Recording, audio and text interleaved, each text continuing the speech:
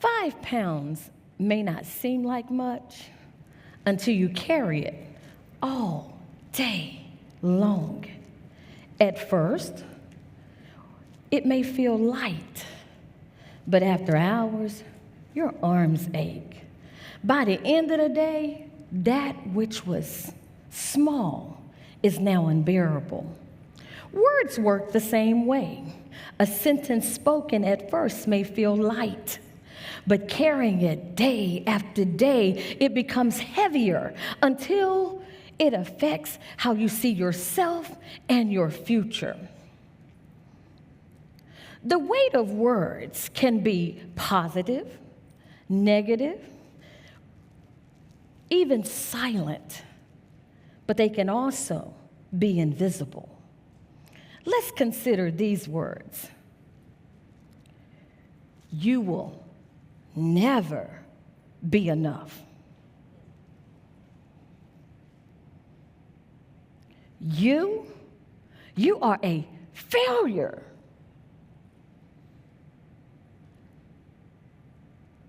You don't belong here. That's not just words, that's weight. Now consider these words. You are amazing. I believe in you. You're going to do great things in life. Same weight, one crushes, the other lifts. My name is Sharonda Taylor Johnson, wife, happy wife, mother of 6, author, business owner, associate minister, and the proud director of the Hornet Success Academy, credit recovery program in Huntsville, Texas. Every day, I see students come into our program carrying invisible weights from the words that have been spoken over their lives. Psychologists call this the negativity bias.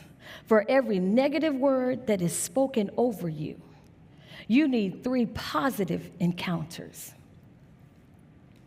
Dr. Andrew Newberg, a neuroscientist, said, a small word, one word, can influence the genes that regulate emotional and physical stress.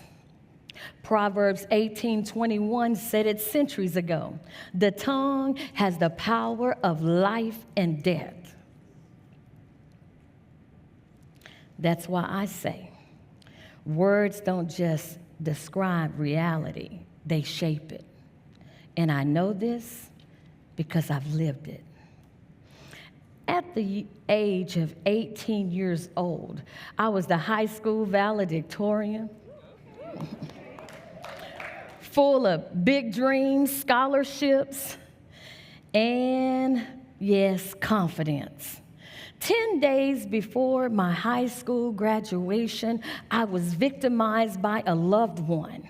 On the outside, I looked like I had it going on. I looked like I had it all together. But on the inside, I was traumatized and fearful from the words I'd heard. By the age of 23, that weight had grown heavier. I was a wife, a mother of 2 little girls, a full-time college student, a wage earner, and the marriage and the responsibilities that came with it were weighing me down and breaking me on the inside. And the people around me in that neighborhood used words as weapons. One night, I sat on the edge of a bed staring at a bottle of prescription drugs for depression, and I thought maybe I should just quit school, quit college, quit working, heaven forbid, quit church, quit life all together. But then down the hallway, my little girl giggled.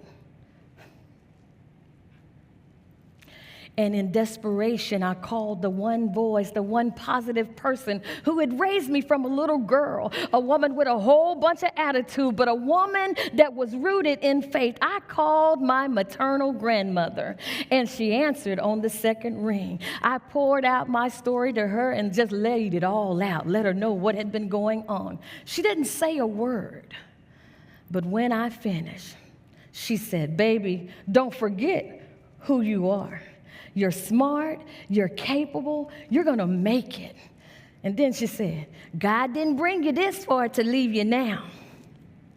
And those words snatched me from a dark place in my life. They didn't erase the pain, but they gave me hope. That's when I learned words can end a life, but they can also save one. I want to tell you another story about a scholar in the center. We'll just call him Joe.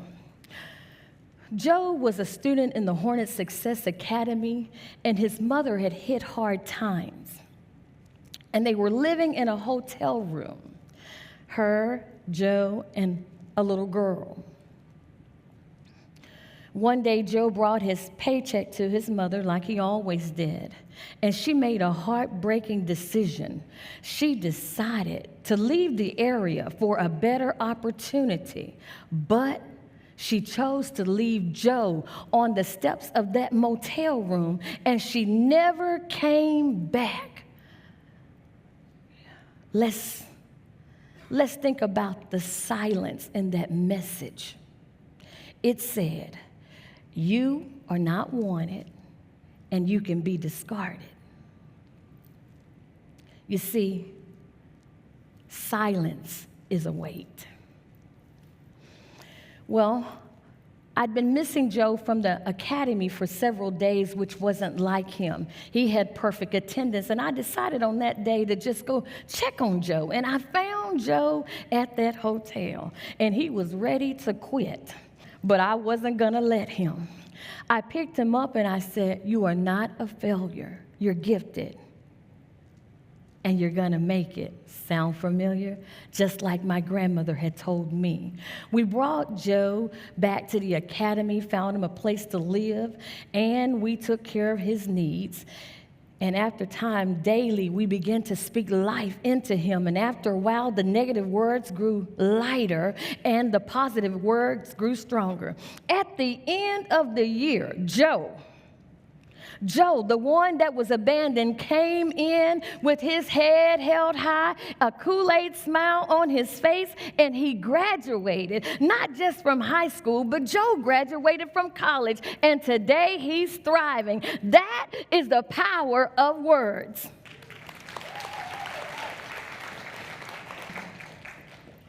For the past 5 years, in the Hornet Success Academy, I've seen lots of students, hundreds of students come through our doors with the weight of words, the negative words on their shoulders. They come in our program defeated, but when they come to the Hornet Success Academy, they leave empowered, educated, and equipped to succeed. Because when they come to the Hornet Success Academy, we teach them to speak life over yourself. And I encourage you to speak it over yourself too.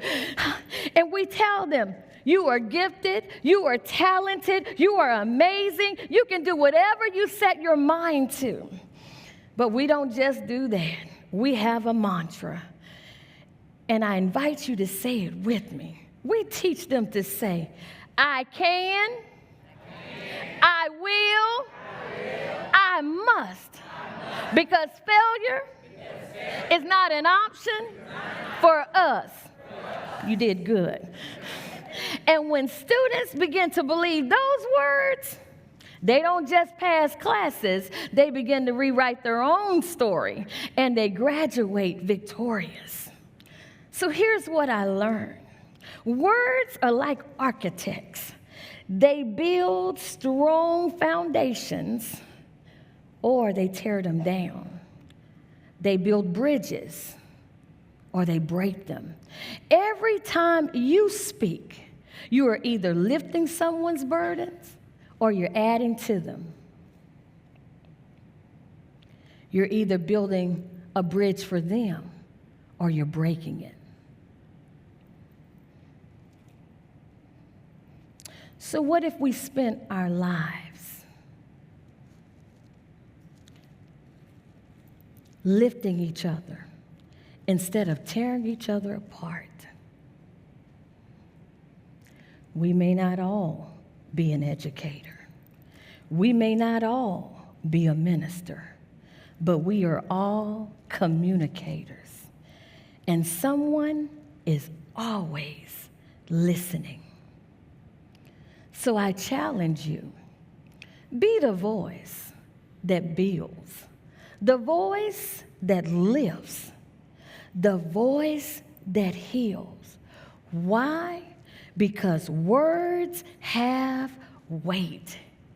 And what you speak to somebody else may just be the very thing that changes somebody else's world. Thank you.